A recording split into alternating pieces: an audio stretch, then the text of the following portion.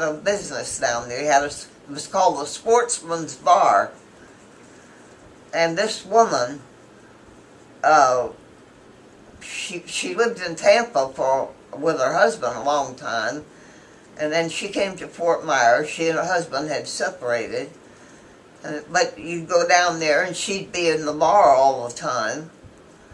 And so one night, my mother, they were living with a doctor, Dr. Johnson, and she took care of his son that was, he was spastic from birth, you know, and she would drive by the house and toot the horn at my mother, you know, things like that. So one night she parked her car right by the side of the house where my mother was living, and she went through the patio de Leon and went to the bar. And I went outside with a razor blade, and I cut every piece of the upholstery in that car. I mean, I did it. I did it. This was the woman having an affair with your dad? Good for you. And I took that razor blade and she left the car open, you know what I mean. Did they ever find out and you then, did it? Yeah, we did. Then my mother and I, we decided we would go up to the bar. And just as we were getting up there, about halfway through the patio de Leon from Main Street, she came walking towards us. And I told her, I said, you have a nice little surprise coming to you. And she didn't know what to say, you know what I mean? She was scared because it was two of us. Yeah. And I didn't hit her or anything. I just told her, I said, you got a nice surprise coming to you. And I said, and if you don't leave my daddy alone, and I said, if I ever catch you again, and every time you toot the horn at my mother or anything, I said, if I catch you, I said, I'm going to beat the living hell out of you. And I said, you can count on it. How old were you? Let me tell you, her husband, they were still married, and we know he's the one that did it. He ran a service station down there at the intersection of McGregor. He ran two of them. One was a Standard, and then Sinclair opened up on the other side. And he was sitting at a table or a desk or something inside the thing, and somebody fired a shot at him. And they didn't intend to kill him, they just intended to warn him. So he broke up that relationship. Oh, good. How old were you when you slashed her? Well, see, I left home. I got married the first time when I was 16 years, 2 days before I was 16 years old. So you were young when you did that? Huh? You were young when you did that? Yes, I did. That's young. I've been married 6 times. Wow. I could tell you a story about that one you just told. Huh? I could tell you a story about that one you just told. That woman? About the one where the shot was shot. Arlie Williams. I was standing in the front door of that station.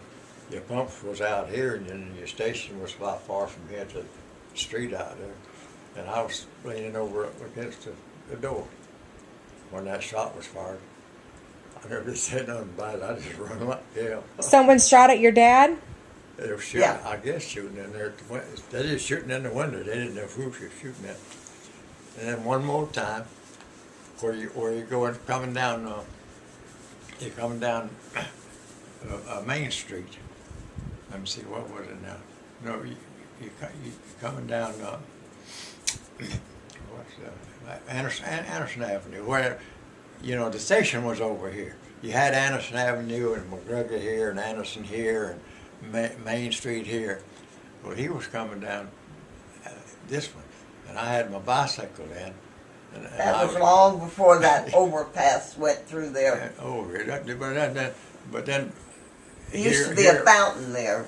Oh, That yeah, there was fountain is now in front of the country club. Alligators there, but he had to turn. See, and I was on the sidewalk on my bicycle, And as I was going up to there, I seen this Model A.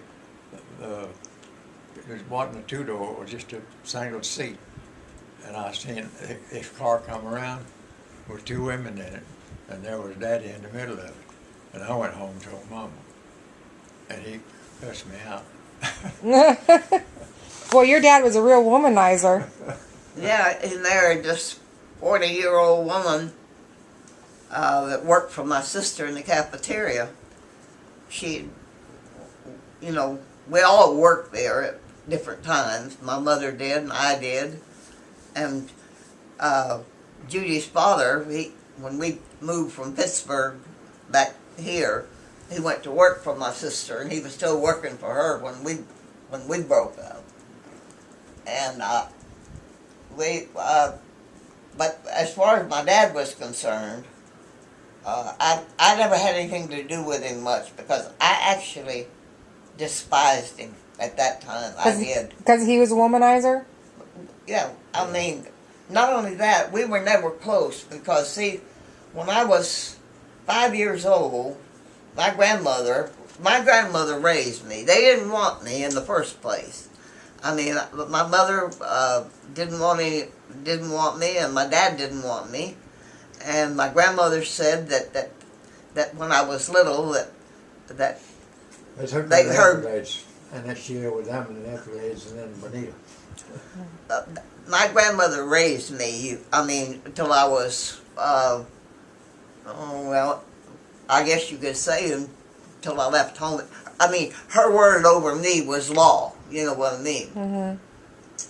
He was going to beat me one night over something. I don't know what it was. And she told him, she said, "You lay a hand on her, I'll kill you." And he didn't buck my grandmother. I mean, she'd come right back at him, you know what I mean? And also, my grandfather, Horton, my dad was scared of him. Did you know that he was scared to death of Granddaddy? Horton, he was the chief of police or something most of his life. He was chief of police, Everglades, Bonita Springs. That would be my great-great-grandfather. Yeah. My granddad. And then he... My mother's father. At the jail on the corner of Main Street and That's my mother up there, huh? I know, we got that picture at Granddad's house. on the count of Main Street, and no, it was Second Street, and no, it was yeah, it was Second Street, Straight and Seat, and the one that goes down. My memory's gone. The chain went by the railroad tracks when the tracks was there. And now what was I going to say? Oh yeah, my granddaddy was the jailer there. You know, Granddaddy Horton. Yeah, he run the jail. He was the county jailer for 2 or 3 years. Yeah. And when he first came to Florida, he was on the police force here for a short time, but he had been on the police force in a town in Georgia where we were born, Cairo, Georgia.